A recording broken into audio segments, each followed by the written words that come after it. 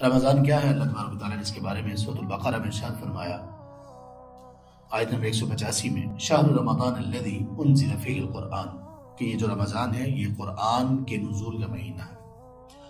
اللہ نے رمضان کا تعارف قرآن کے تعارف سے کروایا، رمضان کے بارے میں اور کچھ نہیں کہا اس کا تعارف کرواتے ہوئے، ما سوائے اس کے کہ یہ وہ مہینہ ہے جس میں قرآن نازل ہوا، گویا کہ یہ قرآن کا مہینہ ہے۔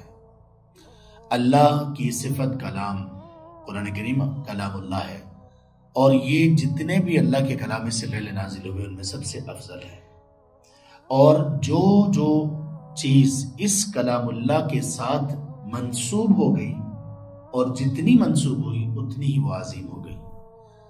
کوئی مہینہ اس کلام کے ساتھ منسوب ہوا، نسبت اس کی ہوئی، اس کا تعلق اور اس کا ریلیشن ہوا، وہ مہینہ سب سے افضل ہو گیا۔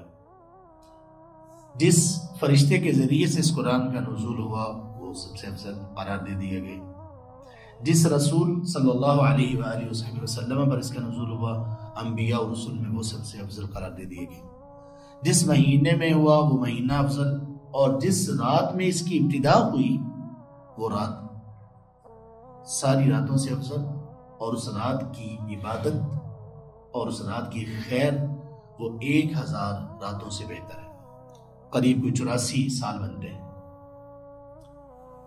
قرآن سے جو بندہ منسوب ہوا وہ بلندیاں پا گیا، اور جس بندے کی کوئی نسبت قرآن کے ساتھ نہیں ہے، نہ تلاوت کی، نہ قراءت کی، نہ سمجھنے کی، نہ سمجھانے کی، نہ تدبر کی، نہ فہم حاصل کرنے کی، نہ اس سے تعلیمات لینے کی، وہ بندہ دنیا اور آخرت میں خسارے میں ہے۔